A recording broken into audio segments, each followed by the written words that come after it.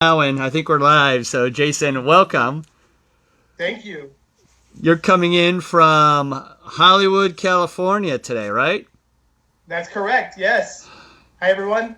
Thanks for having me. Yeah, we are. We just got off of a crazy winter weekend this past week actually, and it's heating up a little bit. But what's weather like out there in LA today?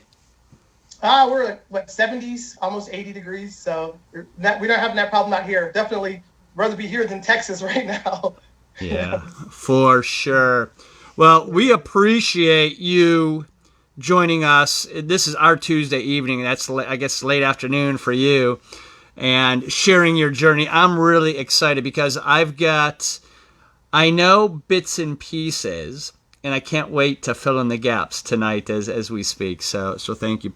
Um, every every week we've been trying to go live Tuesdays, 7 o'clock Eastern Standard Time, and we just are interested in hearing the journey of creatives in all kinds of different areas. And so tonight we're going to talk with Jason about his the beginning of his journey up till where he's at now out in Hollywood, making films and the business of filmmaking and doing a lot of other things as well.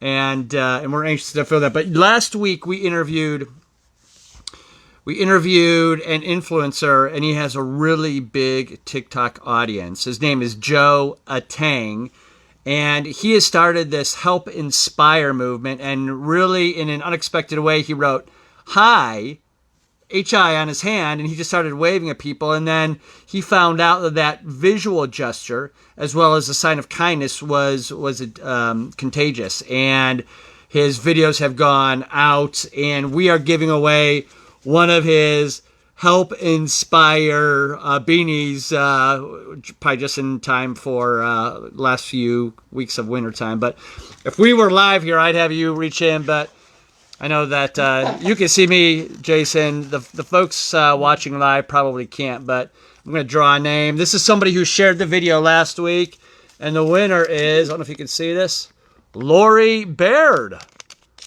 Lori Right. Baird is a Sure. winner. She's also a podcaster. And so, Lori, congratulations. Thank you for sharing last week. And we will get your address so we can send you out this Joe Tang Help Inspire beanie. Thanks again. And for those who share tonight, as artists, both Jason and I and the rest in our community, sharing is of great value because it passes the information out to people who may be inspired by it, or it might speak. So if you share the video tonight, your name will be put in a drawing next week, and on next Tuesday, as we interview next Tuesday, we'll draw a winner for from tonight. And you've got something that you're giving away tonight. Is that right, Jason? That is correct. Yes. So, on behalf of Film Film Productions, we actually have a gift from my first film, DUI. We actually have a pair of shot glasses inspired by the movie. So you guys can see that. But too much fun. So you'll get two of these as just our way of saying thank you for being a part of tonight and being part of our journey. So yeah. And as we talk, I want to talk about DUI as well because I love that movie. It had this kind of unexpected stuff going on there as well, and we'll tag it so people can watch it from this video as well. But thank you for joining us tonight. We're just gonna jump right in. I usually start Tuesday at 7 with just a question, and this one is not unexpected, but I'm interested in the answer, and that is if you had to choose one horror movie, what would that be and why? Wow. Wow, that's a really, really difficult question. There's so many of them. I know in my childhood, my favorite horror film was Stephen King's It. And I would watch, this is like the Tim Curry version. And I used to watch this film at least once a day on the weekends, every single weekend of my life. It eventually became more of a comedy than a horror film to me, but that film has really shaped my life in so many ways. So I would definitely pick Stephen King's It. Pick that Classic. one. Thank you for sharing that. Take us back, and whatever back means, and tell us, where did it all start for you? Sure. I would say it started when I was very young, playing action figures with my brothers. That was the joy of my life. We would spend all summer long. We would take our GI Joes and our Thundercats and our Ninja Turtles, and we would just have these big wars. We wouldn't really follow the storylines of the different brands. We would create our own storylines, and we would just carry this out over the course of the summer, and there'd just be these epic battles and epic storylines. I remember when I was a kid, my auntie, one of my aunties, used to really look at us sideways. She would say, why are they playing with these action figures? Why aren't they playing with puzzles and building blocks? You're wasting your time playing with these toys. And she didn't realize it, but back then I was really developing my storytelling ability and learning how to carry out a story and ad lib and all these things during this process. And that's really helped advance me over my entire career. To this day, I still learn from those experiences and just the things that we played and the different scenarios that we went through. So kind of that young story building play. Um, that sounds like a foundational building block to me. Yes, What? absolutely. Yeah. How did that develop to the next step? Was it writing? Was it storytelling? What was the next block that went down? Sure. So from playing with action figures, the next step for me was art, being an artist and drawing. From there, I began drawing pictures in grade school and middle school.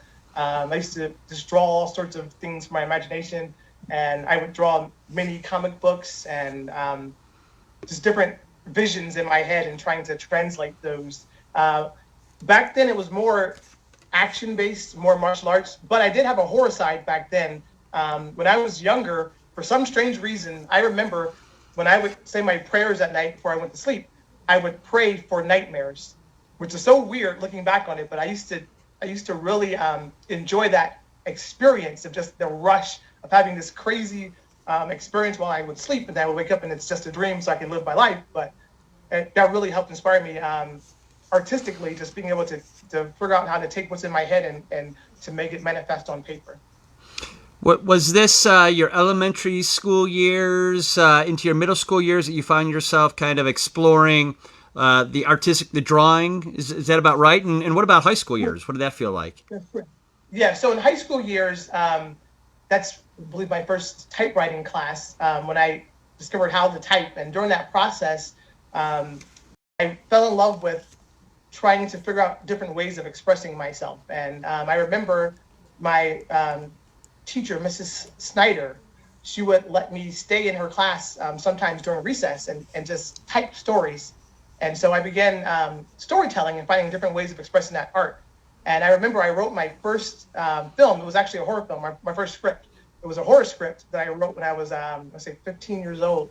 And I remember that experience, and I really fell in love with the way of translating it on page in a different way, not necessarily visual, but just through my imagination. And I felt that I could do more in writing. I can explain more in writing than I could actually do physically in my drawing ability. Did that first script of yours ever find its way to being acted out or recorded anywhere? No, so I actually still have this script, and so you may see it someday.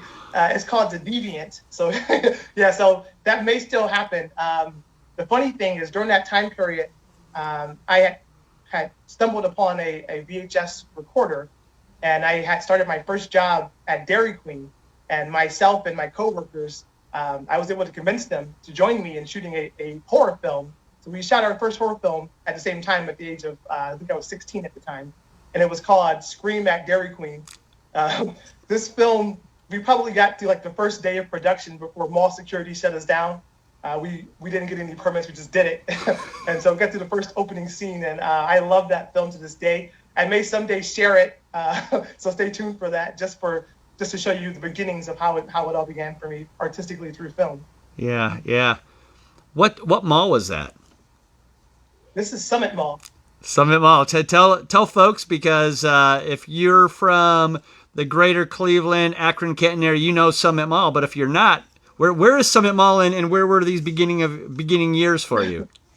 Yeah, on Market Street. So yeah, Summit Mall is I think it's the biggest mall currently in the Akron area. I know there's still Chapel Hill, but Summit Hall is like the mall to go to in the Akron area, Fairlawn area. So I used to work there from 15 to about 18. I worked at the Dairy Queen. It's still there. So if you go there and you see Dairy Queen, let them know I said hello. That mall has really shaped me in several ways. I grew up there. Prior to having a job there, I used to go to the arcades there long, long ago, and I would spend my weekends playing Street Fighter and just competing with the other young young people in that area. We had a really good time. Yeah, you're so early on. You're creating stories with your brothers, right? You start to draw. You get maybe the very beginning of storyboarding. You're grabbing a typewriter instead of going out on recess. You're typing out scripts in school, and at age 15, 16, you actually grab a camcorder and record something, right? That's correct. Yes. Yes. So from there, we went. So I went on to college for 2 years. 1 year at Kent State, 1 year at Akron University. And during that time period, I continued to write stories. I wrote a script called Blades of Ambition. It was a story about video game characters who realized that they were being used for entertainment of human beings. So they were being killed for our entertainment. And they knew about this and they were trying to get out of the video game to stuff. And that was the story. And I wrote this script. And at the time, there weren't many stories like that. So I had reached a point in my career where I felt I'm writing these stories and I think they're good enough to where I can send them out to Hollywood. So I had found a script blasting service. What that is you'll send your query letter, which is basically the log line or the summary of the story, to several producers, and then they'll read it, and if they think it's interesting, they'll ask for the script. So I sent this out, and a number of producers actually requested the script and read the script. And I remember one producer in particular, he read the script and he called me and he wanted to have a meeting with me. And so being like this, young man in Ohio, I was like, oh my gosh, the producer just discovered me. I'm going to be this big superstar. So he calls me up and we're talking for about a good 30 minutes. And he's asking me all these questions that were kind of like oddball questions I didn't really understand at the time. He was kind of routing me into saying, like, so this is a hobby for you. This is your passion, or is this real, or is this just like something you're doing on the side? And I'm ultimately, once I figured out he's trying to route me into saying that I'm a beginner and that I'm a novice, I tried to course correct and I said, no, this is my passion. This is what I want to do with my life. I'm here. This is my career. And so he asked me, he said, well, if that's true, then what are you doing in Akron, Ohio? And that really like kind of stunned me, because I felt like, I want to be this big time filmmaker and you don't take me seriously because of where I live. And he was saying, well, no, the opportunities are out here in Los Angeles. This is where all the studios are. This is where all the films are. And back then, the world was very different. There wasn't the technology. I couldn't just grab my iPhone and make a movie. Back then, it was either you're in or you're out. And so that call really left a lasting impression with me. And I remember I was sitting in college, and I was in an art class. And in this class, basically, we would draw paper bags like every single day for 3 hours. You would show up, and a teacher would arrange a bunch of paper bags and as like a pile of trash, and just draw it over and over and over again. And I remember sitting there in that class, and I was just so troubled and conflicted, thinking to myself, like, what am I doing right now? Like, I'm burying myself in a debt, and I don't see how I'm connecting to my goal. And it doesn't mean that I wouldn't have gotten there through school. That's just what I felt at the time. And so I figured out, what am I going to do to go from being this beginner hobby guy to being a legit filmmaker? And so I came up with an idea, and I said, you know what? I'm going to drop out of college and move to Los Angeles. So obviously, when you're telling your parents this idea, is not met very favorably. Like, what are you doing? You by this point, I was a manager in the mall. I worked at Suncoast. It was a movie store in Same Summit Mall. And so you're a manager in the mall. You're going to give all that away. You're going to drop out of school when you're supposed to be a doctor or a lawyer to go off to California where you know no one, you don't have a job, you have no credit history, you have no rental history, you have no friends. You're basically driving out into the middle of nowhere. You're not going to survive doing that. And Tell us as you had that conversation with your parents, like what that was like, because you were 20-ish. yeah, 20ish, yes. Yeah, so it was really difficult. I've always been a very like independent thinker and a very stubborn person in some ways, and so when they're saying this, I was very defiant at that time. I would say, no, this is my dream. This is what I'm going to do, and you just don't believe me. And it wasn't that they didn't believe in me. It was just that they were trying to protect me because they felt like, you're this small city boy. Like, how are you going to go to this big Los Angeles place by yourself? You would be devoured very quickly. And so I was steadfast that I'm going to go out there. I had saved up some money to fly out there for 4 days just to kind of figure out what it would be like being there and how I would survive. And so I did that, and I came back and I said, you know what? I'm going. I believe in October was my target like release date or my target launch date. And no one really believed me at the time. They thought it was, he's just saying this is not going to actually happen until the day where I resigned from my job. Then that's when it became a, whoa, he's actually doing this. What is going on? So then there was conversations with my family, my mom just saying, maybe you can just wait for a little bit longer, wait for a few weeks, and then, get your job back and just kind of let it simmer out. And I'm like, no, I'm going to do this. And a part of me wanted to wait because a part of me was like afraid, like what, I don't know what I'm doing. This is really scary. Am I really jumping into this thing without having a plan in place? And another part of me was like, if I don't move now, it's never going to happen. Yeah, people are leaning into your conversation and your story here. We got a lot of people watching. Donnie Dunn said, "How's it going, Jason?" We got Craig Lau, who's up here. He's an actor here from the Cleveland area. He's tuned in. Got a bunch of folks tuned in from around the country. Joseph Keenan said, "When you're young like that, you can do that, and it takes guts to follow your dreams." And so, people are leaning in as you're sharing your story. For those who are watching, if you share this video, next week your name will be put in a drawing and get the opportunity to get some of Jason's memorabilia from one of your films. Yes, DUI shot glasses, guys. Perfect. We'll get that out to you. So, you're 20-ish. Your parents didn't think it was going to happen. They were protecting, worried about you, and you're like, heck no, I'm going to go. You schedule a 4-day trip out to LA, right? That's correct. Take us from there. Yes, I went out there and I met with a relative of a relative who worked at DreamWorks. And she kind of showed me around and just drove me around the city. And, I was committed that I'm going to do this. I'm going to make this happen. So I quit my job. And I gave myself 2 weeks to move. And a part of me was like, I'm realizing the gravity of what I'm doing. Like the life as I knew it was ending there. When I was a child, I was the one in my family that thought, I never want my family to break apart. I never want us to go away. I want all of us to stay together forever. And now I'm the one that's about to leave across the country. So I saved $1,000. That was my budget.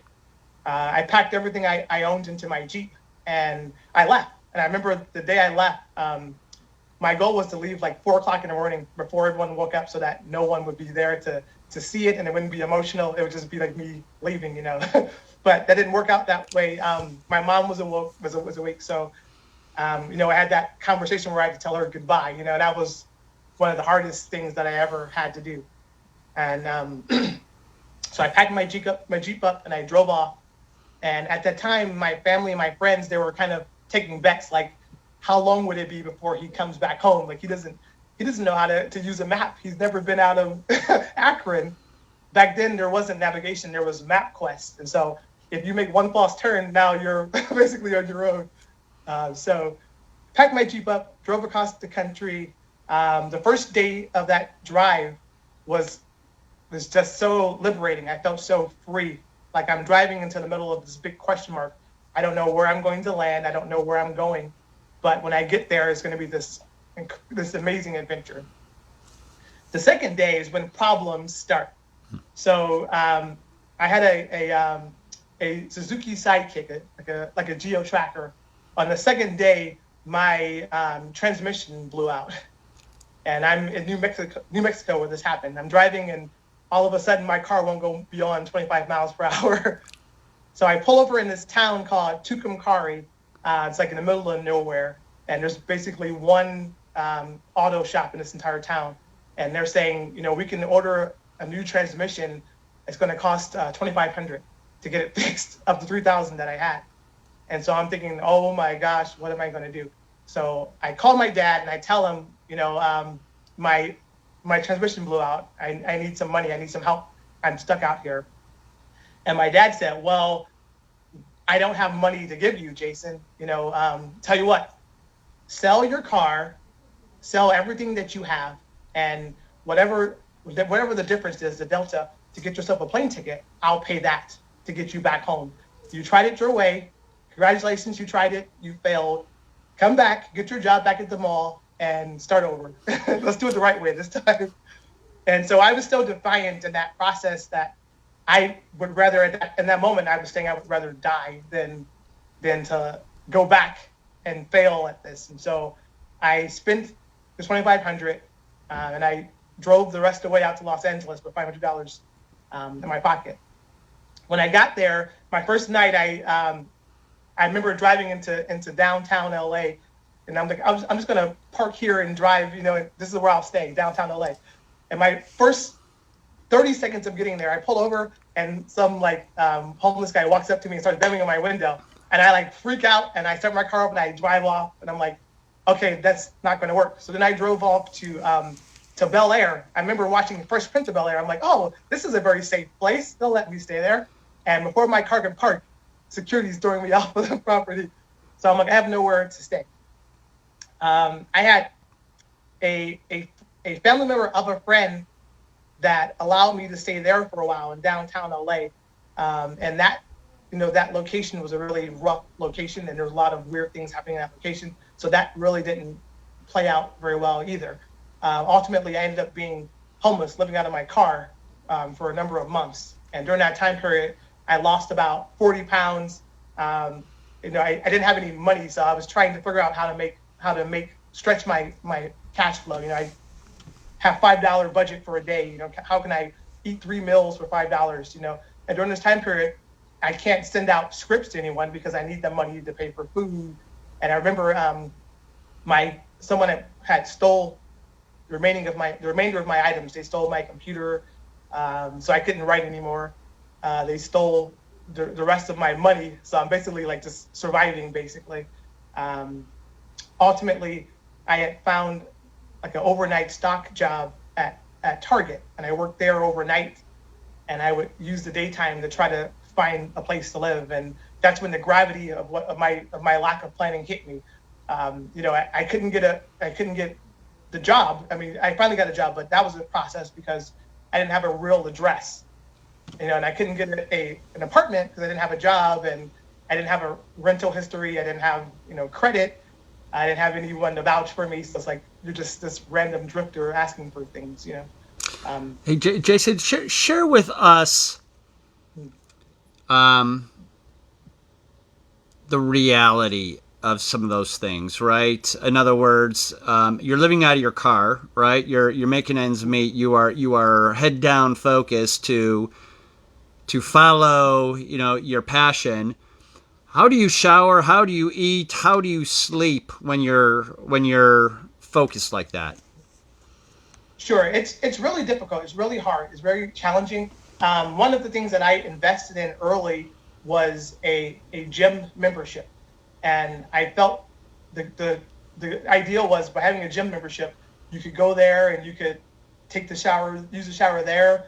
You could work out there. You have a place where you're safe for a majority of the day. And so I'm like, while I'm getting skinny, I'm getting like a 6-pack abs, because I'm just walking on a treadmill all day. Like that's my way of watching television. As far as food, you would try to do like odd jobs just to try to get enough to feed yourself in the moment. There were several nights where I was just so hungry that I would try to go to sleep early just to forget about the fact that I'm hungry. It was just really hard. And I know the psychological damage was probably the worst. Like there were several times where I would just lay there because I didn't have anyone to talk to. So you just sit in your car and think to yourself, like, I'm all alone right now. Like if I'm sick, if I catch a cold, I can't afford medicine. I can't go to the hospital. So I'm just sitting there hoping that it goes away. If it doesn't go away, then who knows what's going to happen, I can't afford gas. And so you basically just kind of find somewhere where you can just stay parked for as long as you can until parking enforcement makes you move somewhere else. So it was just a really trying situation because everything that I moved out there for, I was not in a position to do any of it. I'm just surviving at this point. Yeah. So you're stocking overnight at Target. You're making ends meet. Something had to change because you're still out in LA. What changed? Yeah. So eventually, a detour in the story. I had created this Hail Mary plan that if I could find that same producer who I spoke to, who told me, why are you in Ohio? Come to Los Angeles. If I can find him and show him that I did that he would believe in me and he would figure out a way to help me. And so I figured out what his name was. And I tracked him down. He was in a like studio basically, and they were doing a premiere at one of the theaters out in Los Angeles. I couldn't afford to get into the theater, but I was able to hang out outside of the auditorium. And so when he came out, I had the script printed, and I ran up to him and I said, "Hey, it's me. It's Jason Woods." And he was like, "Who?" And I'm like, "You and I spoke this time, and we talked about my script, and you liked it, and you're saying, why don't I move out to Los Angeles and prove that this is real for me? And like I'm here now. Can you just read it again? And maybe we can make this work."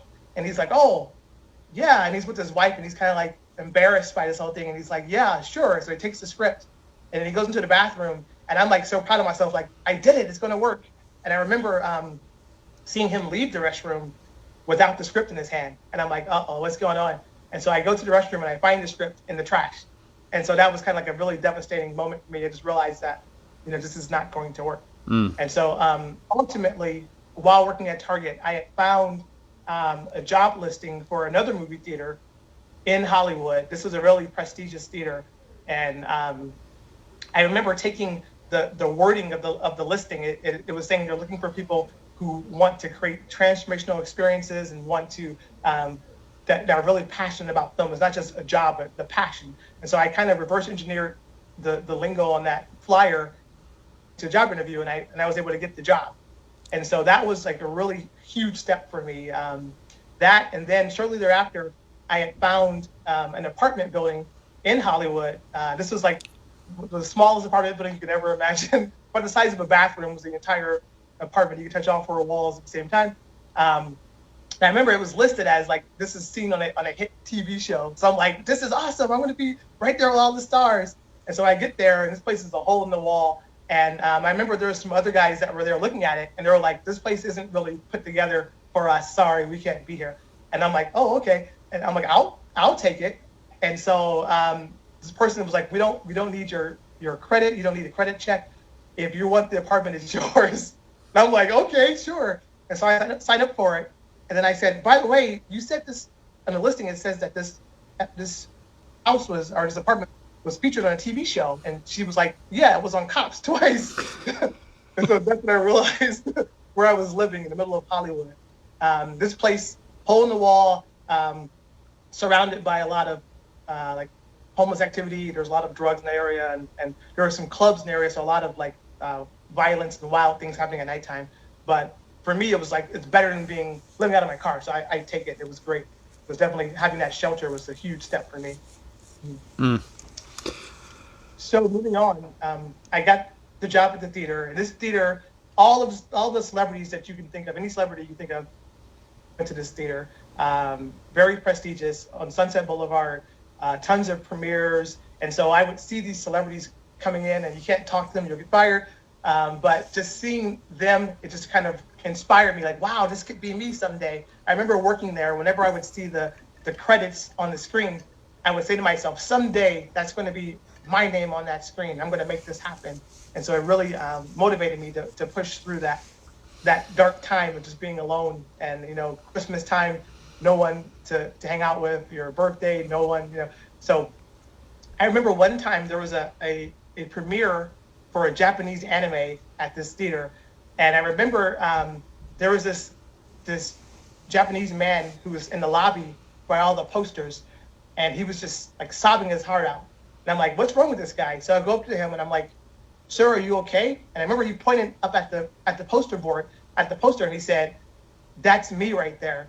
I directed this film. I did it. And he was just crying. And I'm like, I wanted to cry. I like teared up, and I'm like, this is such an amazing experience to see this man's dream come true. And for him to include me into that process, it really inspired me in ways unimaginable. And so that really sparked for me, like to roll up my sleeves and just fight, and not give up, and just keep going no matter what happens to me. I imagine if there was a soundtrack to that moment, it'd probably be doon doon doon doon doon doon doon doon doon doon, because I mean, to me that feels Rocky-esque, right? Like I'm gonna do it. Oh, yeah. Yes, and so at that point I knew that dreams could come true because I just witnessed it and I experienced it live. So in some ways, the theater kept its promise of a transformational experience. It transformed me through this person's experience. So. Mm-hmm. That's profound. Not only to be near it, but to be cognizant enough to go up and inquire, right, into that man's emotions, to hearing it and kind of date stamping that, going, okay, here's that motivation to keep on going. That's amazing. Absolutely. So you're at that theater. You're finally turning the corner because now you've got at least a place to lay your head, and you're getting motivated. Did you rebuy your laptop? Are you starting to write scripts again? Yeah. So I went from writing scripts on a notepad to getting a laptop eventually. I'm beginning to write again. So that was a new beginning for me. It was really weird working in a movie theater where there's several events and premieres taking place there, and I'm an event coordinator, so I'm working with these studios, and I have these scripts, and I'm like, if I could just hand you the script, maybe it would change things, but you really couldn't. That really wasn't the policy of the theater. And so I would just write scripts and try to make connections while I'm there. And the best connections that I met were actually other filmmakers. So at this theater, every employee there was someone similar to me, someone who's a young artist, who's a comedian or an actor or a director who's trying to somehow break through. And so for a lot of actors or comedians, they would be usher greeters. So they would have a chance to entertain celebrities or people in the crowd, who knows what could happen in that situation. And so I met two guys who were filmmakers, both of them actually from Ohio, surprisingly enough. One from Youngstown, one from New Philadelphia. So just establishing friendships, and meanwhile sending out my scripts. At the time, I had a couple of martial arts scripts. That's what I wrote back then. It was mainly martial arts scripts. And in the challenge, if you look at the movie theaters now, how often do you see a martial arts script come out in movie theaters? Not very often. It's really difficult to get that script read by anyone. So you're writing these scripts, no one's reading them, and you're scratching your head, and you go back to the drawing board and you do it again and again and again. And eventually something clicked that, maybe I'm not writing for an audience, I'm just writing for myself. And is there a way for me to actually write something that people actually would care about, and at the same time still have my creative freedom? And then maybe I could start off with something else, a different genre, and then slowly route people back to seeing my vision, right? Something like, if you look at The Matrix, for example, there's martial arts in The Matrix, but it's not necessarily a martial arts movie, right? So I sat down and figured out what could I write that would be very different. And so I wrote some suspense stories, and one of which was a short film called DUI. And at this time, I had some friends that they were shooting short web series, and they invited me onto the set of their web series. I remember the first day there, my job was basically to sit outside and watch the bags. That's all I did for the entire day. So like I never saw a camera, never saw anything. Then the next day, I'm out making hot dogs for people at lunch, and so you're just slowly getting some experience, not necessarily what you're looking for, but you're getting on the set, meeting people, and trying to build that muscle and seeing things and making it seem not so foreign, right? So eventually, I had done all this work. I spent an entire summer working on a web series. In exchange, I had one of them read my script, and they read the script and they were like, "Wow, I had no idea. You're actually a really good writer. I had no idea. You're just someone who needs an opportunity, right?" And so I had said to them, "I have a script, DUI, a short script. What if we produced that?" And he said, "Oh, let me read it." And he read it, and it's like, "Wow, this is actually really amazing. This could be really big." And so I saved up all the money I had from the theater, and at the time I actually had a settlement from the place I was living. That hole in the wall, they had done some really like crazy things that resulted in this class action lawsuit. Anyway, I took that money to fund DUI, the short film. And during that film, I actually before that film, I had gotten sick. There's a very rare sickness called achalasia. It's this just really rare sickness where your esophagus, the nerves in your esophagus dissolve. And what happens is when you eat food and you swallow food, it just sits there. It doesn't go into your stomach. It just sits in your throat. And so anyway, during this process, I lost about 50 pounds. I'm really sickly. I'm like passing out, and I feel like I'm gonna throw up like daily. And I'm thinking to myself, like, I'm on the set of this film, and I'm like, if I can just finish this film, like I can die after it's over. Just let me finish this film. And so I went there for we filmed for 3 days. We had a director, Nicholas Kramer, a friend of mine. He's an amazing director. He did a phenomenal job with this film. That project really opened up a lot of doors for me. I remember after we did it, I was ready to collapse. I went into surgery like the week after that for my sickness. And I remember when I saw the film, I was just so blown away, and it really inspired me. It really showed me what it could be if we fought hard enough. And I remember we had a premiere for DUI, and I invited, my family, my friends, and everyone out to the same theater that I worked at, where I promised I would see my name on the screen. And that promise was fulfilled in that day.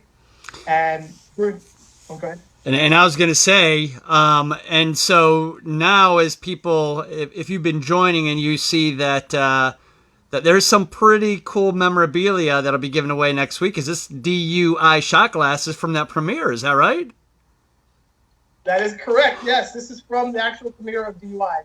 So this is a really important piece of my journey and my experience so far, and a great film. As you can see, that film actually premiered at Screamfest, which is the largest and longest running horror film festival in the country.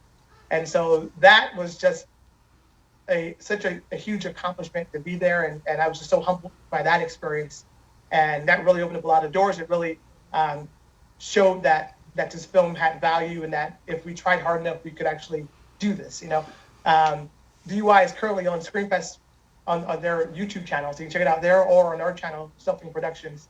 But just that experience and the actors, oh my gosh, like it was just so phenomenal to be a part of that experience and to really learn what power I had and what power our team had to will things into existence. Yeah. So in DUI, you wrote that script. You directed. Did you edit?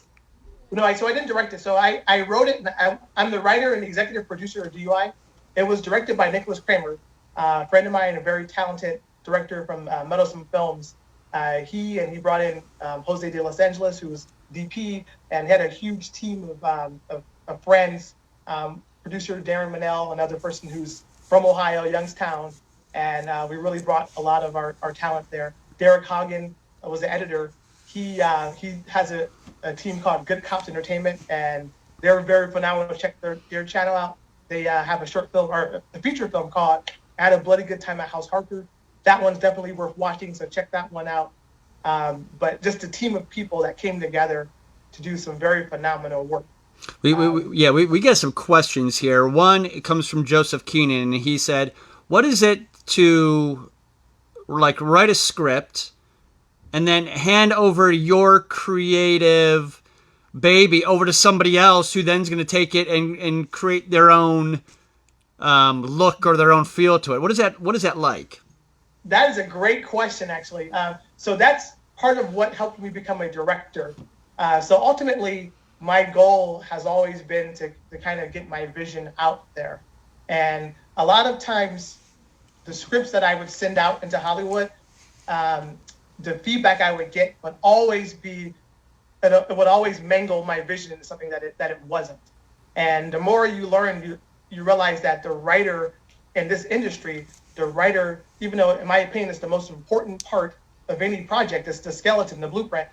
Writers are usually the lowest person in that project. Once they have your script, then you don't really matter that much.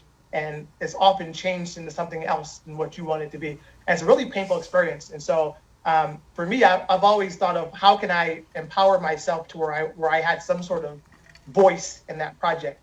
So with DUI, I was the writer and the executive producer, meaning that I was the person funding it, and I had a strong voice in that entire project. And with working with friends, these are people that actually respect your vision and respect your opinion, and they have their own creative ideas, but at the end of the day, they're willing to collaborate with you. And so that one worked out really well.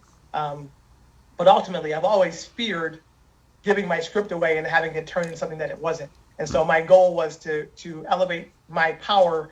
What if I'm the writer, the producer, and the director? Then my influence on the project would be so strong that hopefully my vision would come out. But sometimes it's also better to have other people who are not you, because they may see something that you don't see and they may elevate the project. So it's trying to balance the two out. Yeah, Rob Gura is watching, and he asked, "What's the year that this is happening? DUI, the release." Sure, DUI released in 2014. 2014. After we stop this, we're going to go back and we're going to tag.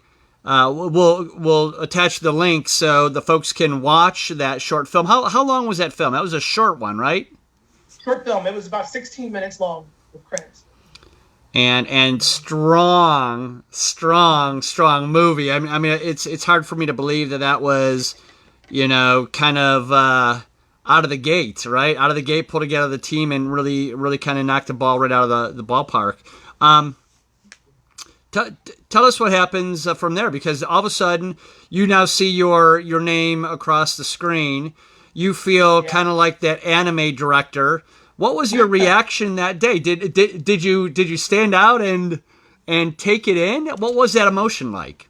Yeah, it was huge. So it screened in a 400-seat auditorium, and we sold it out. It wasn't for sale, but we filled the auditorium with family and friends. And one of the most common comments that I received was, "Wow, this should be a real movie. This should be a full movie." And I'm like, "Well, it is a real movie," but they're saying, "Well, where's the 90-minute version of it?" Right? And so, by the way, there actually is a script for a 90-minute version, so stay tuned for that. But during that time period, it was so humbling just to see people that, like my family members, that in some way were trying to protect me. In other ways, it's like they're now buying in, saying, "Wow, you really can do this. This is amazing. You're going to get there." So it went from being a protective, "Don't do it," to now we're all in with you. Were your parents there that night to celebrate that screening? Yes, my entire family flew out to see it live on the big screen, and I think that really changed their perspective of my trajectory as a filmmaker. Yeah. So as I'm listening to this, I knew bits and pieces of this journey, and you're filling in all these gaps, which I'm really enjoying. Thank you for that. You found yourself writing. You found yourself celebrating a great milestone, but it sounds as though there was also that itch that needed scratching, and that was to direct, right? Yes, correct. Yeah, so I definitely wanted, how can I, moving forward, how can I have my influence or my vision, completely realized in my way, with collaborating, but still having that control just to kind of ensure that it happens the way that I intended to happen. And so from there, a couple of things happened. One, I married my beautiful wife, Raquel, and my life had changed drastically. We've had 2 children since then. And so that obviously changed a lot of my trajectory. And then also just recovering from that sickness. I had that surgery to cure this sickness I had, or at least to make it manageable. So for a while, I kind of shifted my life focus. I was still writing, but from DUI, there was a gap of me actually being a filmmaker. I began writing scripts again, and I wrote a couple of scripts to send to Hollywood, and the same process of, this script is good, but I would change it to this. Like, oh, the script for DUI, this is a great script.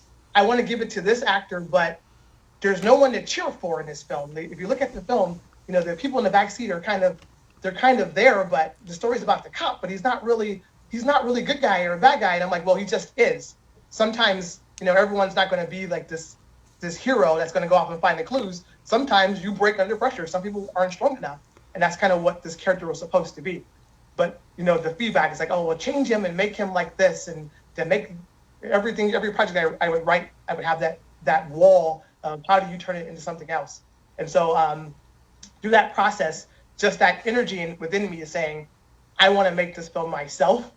It just kept growing. That voice kept growing and growing and growing. And every project that I would make after DUI, the response would be, well, why don't you just make DUI? Why don't you go back to DUI? And so there was this rebellion growing within me as well. Like, I like DUI, but I'm not just the DUI guy. Like, I can do other stuff too. And so eventually that rebellion came to a head where I felt like I was under so much pressure to make DUI from people inside my circle to just the industry, to where I said, what if I could make a project where I didn't care what anyone thought about it. It was just expressing myself artistically. What would that project be like? And so from there, I wrote a script called The Bowels. And it was a horror film, a really over-the-top horror film. And I remember I let my wife read the script. And after she read it, she just paused and just sat there for like a good minute and just stared at me like, who are you? Who's I married? And I realized at that point that I have something special. This is what I want to make. I want to make this project where it's not about trying to fit this shell that people think I should fit into, but just really expressing myself and being who I am and creating. And so I made this project, and that project was one of the greatest experiences of my life. It was really difficult. We filmed it out in the desert in the middle of nowhere. It's 120 degrees over 2 days. We had no water, no power, nothing. And so we had to really create different ways of surviving this situation. I remember toward the end, like my eyes that got sunken in, and I felt like I was going to pass out. And it was really the team of people that were there that kind of helped uplift me in that process. But that film it's such a great experience, and I'm really proud of The Vows. There's a trailer for that on my YouTube page. The actual feature hasn't been released yet, but we will release it at some point in the near future on our YouTube page, YouTube channel. Yeah. I'm anxious to see that too, because that trailer catches your eye. I mean, you get the feeling that you're in excruciating heat, and that it feels like you're in a gas station in the middle of nowhere from that trailer, and whether, I mean, you described that in that short trailer, so I'm anxious to see that too. It gives me it makes me think for a moment. It gives me that creep feeling, and I'm like, I need more. Right now, it sounds as though you're spending probably more time on, at least with these two films, on the horror side. Did you find that to be rewarding? Kind of your circle, is that your forte?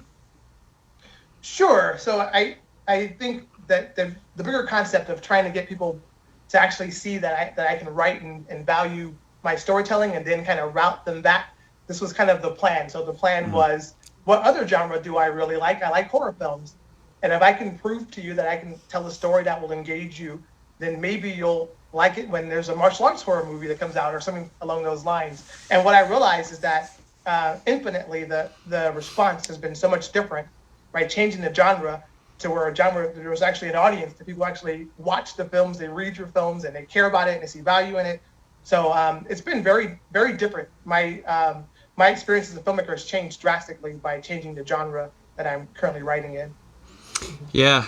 So you've got the premiere waiting for Bowels, and also then we get this other teaser, which is Copley Road. Talk to us about that. So you're LA, you're an Ohio boy, and all of a sudden now is this movie that has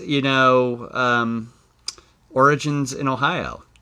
Yes, this is a story that's taken me 17 years to write. It's funny, like when I was trying so desperately to leave Akron to pursue this career, and it seems like the road that I've taken has run me right back there, and that's really fascinating to see that play out that way. Copley Road. So my goal after the Bowels was to write, instead of writing like a feature-length film, writing several short films that are independently their own, but at the same time they're connected as one core story. So I wrote Copley Road. I didn't write it in order. I just wrote several short stories and then they connected together. And I was trying to write a very intelligent script where, let's say in one short film, I'm actually talking about another film that you don't even realize until you watch it more than once. And so this is my first time trying to do that. And I think that it turned out really well from the people that have read the script to date. One of the things that's really interesting is that it's intentionally interpretive.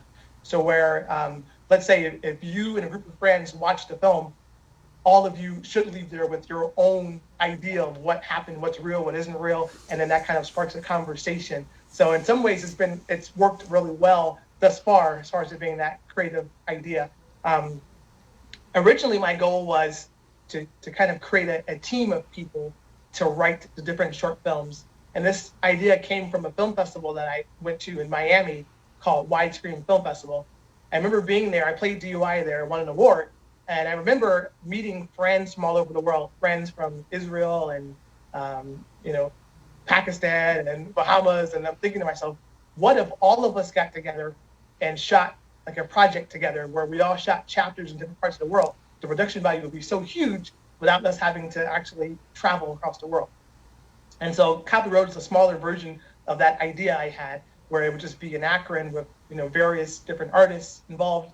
And ultimately, I ended up writing it myself. But that's a concept that I'm still looking to do in the future, of having different writers and different directors and different people create a mass project. As far as the page, this is an interesting story. I remember creating a concept poster for it. And the concept poster was mainly designed just as a motivational tool for myself, just to kind of keep me focused on the project. And I remember creating a Facebook page for it, which was more of a placeholder page. It wasn't really supposed to be what it is today. Usually when I create a page like that and I post it, I'll get maybe like 15 likes, my family, my friends. And so my wife and I created this page, and we went out to dinner with our friends. And I remember we're out eating dinner, my phone buzzes, and I look at the phone and it says, your page was shared. I'm like, oh, that's cool. So I put the phone down. A minute later, it buzzes again. I look at it, your page was shared. Then it buzzes again, and again, and again, and again. And before you know it, it's like a nonstop buzzing of just people in Akron and Ohio that are sharing this post, and it's just going all over the place. And my wife, my friends at the table were all staring at each other like, what in the world is going on right now? And it just didn't stop for hours. This thing just kept sharing and sharing and sharing. And I realized how special this project is and how many people are connected to it instantly in that moment. It was such an incredible experience. That's the first time where things were actually like just kind of falling out of the sky for us. Huge time, huge experience to be a part of that. Yeah, we've got folks that are on here. I'm going to share a couple. We got a lot of friends that are on here. Let me see. Joseph Keaton. I mean, he's glued in here. He said that's what's so great about the indie movement. Some stuff you do need a huge budget, but there's a lot of good stories that are told with limited money and just great imagination. Yeah, right on, right on. Um, Ryan Cash says, "Hey, we've got Steve Wilbur who said he contacts or he comments indie wise, and then he says looking forward. Let me see to have you in Barcelona, Spain this year. That's Oh wow, here we go. yeah. So we've got and Debbie Stone. Hi, Jason. Love your background story. So we got a bunch of people that are listening live, and over the next several weeks, um, where your story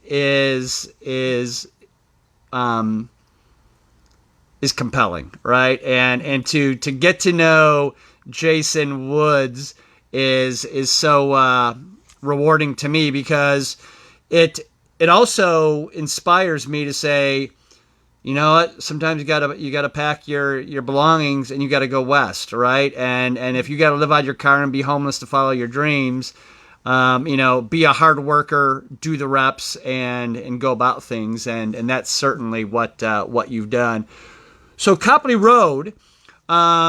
So you're putting out kind of motivational poster. You're starting, and all of a sudden it starts to blow up, right? And people are like, "What is it? What is this?" And as a matter of fact, you even find yourself on the cover of Akron Beacon Journal. It says Copley Road. I mean, take us there. Tell us a little more about the project. Yeah, so that's definitely a part of that explosion of energy where we're like, what in the world did we unleash?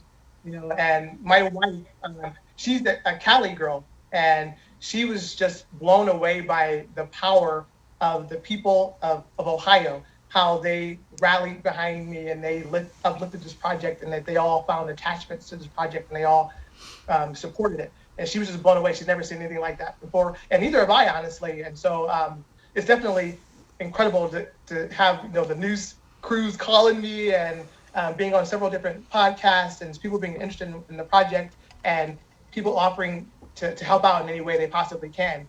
That's just been incredible. So far in my journey, that hasn't been the case. It's usually been, you're getting it through the mud and no one's there for you. And now there's so many people that are like a village, and this is our film, not just my film anymore. And so I'm really privileged and very honored by that experience. Do you expect that a a sign that says Copley Road on kind of your working movie poster was going to call people's names? And why Copley Road? Sure. So Copley Road is actually a street that I've traveled on many times in my childhood. I graduated from Bookdale High School off Copley Road, and that street is one of the streets that I drove off of to leave Ohio, and so it was really an epicenter for a lot of my childhood experience, and I really care about that environment in West Akron, and I felt that this is a great place to pour my energy back into and to create opportunities that when I left, I didn't feel I had. So how can I bring back opportunities to other people in that hometown environment? This movie and your scouting and your gathering a team of actors and technicians and makeup artists, etc. This was rolling. This is going to be shot in 2020. And then of course, what we're all in the middle of right now, the pandemic, COVID, things shut down. So tell us how that, kind of deflated the momentum and how that momentum is starting to pick back up. Sure, I appreciate that. Yeah, so COVID-19 obviously has been such a roller coaster ride for all of us, the film industry and just our lives in general. For us, the same situation. I think there were waves of different setbacks that were happening one after the other. The first wave, I would say, would be different organizations and businesses that we were partnering with to get locations and support. All of a sudden, it's like we're closing down now. We don't know when we're going to be back. This is indefinite. We don't know if we're going to be able to help you or not. We don't know if we'll be available for this location or not. And so we'll just have to kind of play it by ear. And so that was the first wave. The second wave is people around you who are part of the project who are being furloughed or someone around them has been furloughed, and now their energy has to kind of shift into a survival stamps. So they can't really be as focused on the project. The third phase would be just investors and backers who were at one point are saying, yeah, I want to be a part of this. I'm all in to, right now we're in a place of uncertainty. We don't really know if right now is a good time to part with our, investments. And so let's just kind of sit and see what happens for a while, right? And then the fourth wave, which is probably the biggest wave for me, is just the overall safety aspect of it. So, when I'm traveling back and forth from Los Angeles to Ohio, and all of a sudden there's we have to quarantine, and we're trying to get auditions off the ground. My original plan was to do auditions on my birthday last year, which was April 18th. And that was going to be our big audition day. And now we're looking at how am I going to have an audition where there's all these people here in the middle of this pandemic? Like, this is not safe. How else can we do this? And then when you're on the set, how can you protect people on the set of your film? And the worst case scenario, what if there's an outbreak on your movie? Can your production sustain being shut down for 14 days or a month or 2 months? What if it happens more than once? You're not Warner Brothers. Do you have the financial capacity for that? And the answer was no, we did not at that time. And so just a perfect storm of things that were happening where we really had to just make a decision as a team to sit down and say, what are we doing here? And a part of me was like, I just want to get this film done. I want to push it through. But then there's another part of me that's saying, this is not the responsible way of doing this. There has to be a way to do this where you can get this film done the way that it was intended to be done, at high quality, and in a way that's safe for everyone involved. And so ultimately, we made the decision that it's best that we just pause for the time being. And with that, there's the risk of, what if people lose interest in your project? What if you lose momentum? What if things, and those things that we just couldn't worry about. We had to worry about what was best for the project and everyone involved. And so we made that pause, and we had a meeting, and we decided, what can we do during this time period to make this pause a good thing? Is it possible to really elevate the project through this pause? And so we've added some members to our team. We've added a producer, and she is just phenomenal. She has a lot of experience, and she's very ambitious too. I think that her vision of the project, her scale of what we should be doing is even higher than I had it. So I'm like, wow. And just her belief and her motivation will help push this project further than it's ever been. I've had time to revisit the script and how can I really make this more authentic and true to our environment. How can we look at the other milestones that are needed? So, for example, to make this film and to make a high quality film that we can recoup the investment of the budget, we really have to have an audience. Right now, on our Facebook page, we have about 6,000 supporters, and we love all of them. We have to grow that number. So can we use this time to really look at what we're doing from a marketing standpoint, from a social media standpoint, and can we look at what we're doing wrong and what we're doing right, and how can we really maximize our potential there? How can we be more inclusive of people in this process? And that's one of the things that I really want to be better at. I know for the last year, we've showcased a lot of artists on our page, and we'll continue that moving forward, but just looking at ways of being inclusive of people and different organizations in Ohio, and really promote the idea that this is our film, and not just this film, but moving on beyond that, we're trying to build a platform for all of us, not just myself, not just my production company, for other films to be successful in Northeast Ohio. So. I think that I saw that there's a trailer premiere that's upcoming. Share with us that interesting news. Yes, exciting times. So we have a concept teaser trailer that we actually shot during this time. It was really difficult to shoot during COVID, so we really had to restrict a lot of the things we did, skeleton crew. But we found a scene that we could show that would tease the idea of one of our shorts, Last Stop, one of our short films within Copley Road. And we're actually going to do a world premiere of that this upcoming Friday, the 26th, 8 p.m. Eastern Standard Time. So join us on our YouTube channel to be the first to watch that trailer. We also have a giveaway for that, which I'll announce within the next day or so on our Facebook page and on Instagram. So one of our things that we're doing, we're really trying to be more interactive and to create more contests where we can actually give things away to people as well. So you all can be a part of this experience. And what we're giving away is going to be really, really, really special. So stay tuned for that as well. What's your recommendation as the best way to kind of keep a pulse? So we got a bunch of folks in Tuesday at 7. Our circles interconnect. There's Ohio folks, there's LA folks, there's folks from around the country and around the world that are watching. How do we keep an eye on this project? What's the best platform to do so?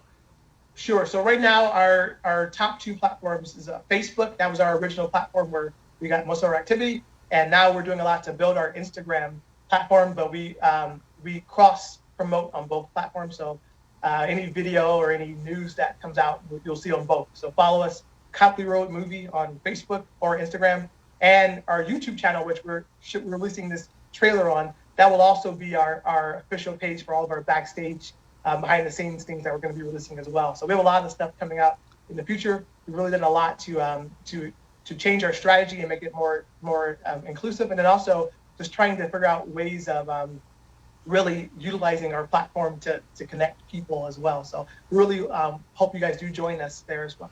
And you're expected to, hopefully, as things progress over the next few months, are you looking to do some filming, right, and real work this year, or what's your thoughts on timing?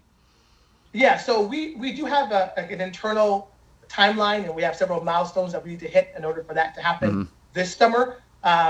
Personally, I want to be filming late this summer, but again, it just depends on a number of things happening according to our schedule for that to become the reality. But that's my goal personally, is to be filming late this summer. So definitely keep up to date with us regarding auditions. I know that's something that a lot of our supporters ask about, auditions. So keep an eye out on our page so you'll be ready when that time comes. How can we support your project?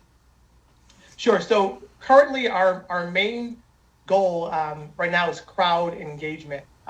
When you see the trailer, like the trailer, share the trailer, get the word out. It's really important that we have a united voice that's so strong and so powerful that the rest of the world, they know we're coming, and that people that are supporters of what we're doing, they'll see it, and then they'll be able to join in our momentum and help push this project through. That will speed along the project, or if we fail at that will obviously drag the project longer. So just share the page, share our posts, just try to get the word out as much as you can. And if you're a business or a sponsor of some sort, reach out to us, stuffbringproductions at gmail.com. And we'll be available for you guys. Yeah, I got one last question as we just kind of finish up our interview tonight. And man, what a great, this hour, it's a little bit over an hour, just flew by. It feels like it's been about 15 minutes. Real exciting journey. What advice would you give, let's say a newer creative, regardless of the project, but perhaps newer filmmaker? What's a piece of advice that you'd give a newbie on who's just crossed the starting line? Sure. Yeah, I think the best advice I could possibly give anyone is just to your dreams and believe in yourself no matter what. This past year, I've been really fortunate that Copley Road kind of blew up on its own. It's kind of pushed me or catapulted me out into a public setting. And so with that, there's a lot of risk involved, because if this fails, everyone sees that it fails, and now I'm the laughing stock or whatever comes with that. So you're kind of very vulnerable, but at the same time, it's forced me to grow tremendously. So when you're willing to take a risk and chase your dream and believe in yourself and not fear consequences or outcomes of that, just chase and keep chasing it and keep moving forward, eventually you're going to get to your destination. So just don't stop and take action. The worst thing you can possibly do is look back on your life and see all of the opportunities that you let slip by because you didn't chase it. And then at that point, there's nothing you can do about it. So while you have opportunities, just chase it. Don't stop. Never give up. That is great advice. We are going to share your video out. For those who share this out, you get the opportunity to win some nostalgic memorabilia, which is shot glasses from the premiere of your very first big screen release, DUI. Yeah. Love it. We're also going to be tuning in and sharing the premiere this Friday, Thank you. the 26th at 8 p.m. Eastern Standard Time. We're going to share it on Tuesday at 7. Folks, share that out too. If you're Ohio, share that out, because what we want to do is support Jason and his endeavors, and we believe in collaboration and kind of moving forward as a community. And we want to salute you, Jason, for an inspiring story, for transparency, sharing kind of the downs and the ups, and we want to celebrate the success of the shooting and the official release of Copley Road as well. Thank you so much. I love you guys. I really appreciate all of the support and to continue to uplift me and the entire project. This is our project, guys. Let's get it done. Thank you. Sounds good. Thank you, everybody, for tuning us this week.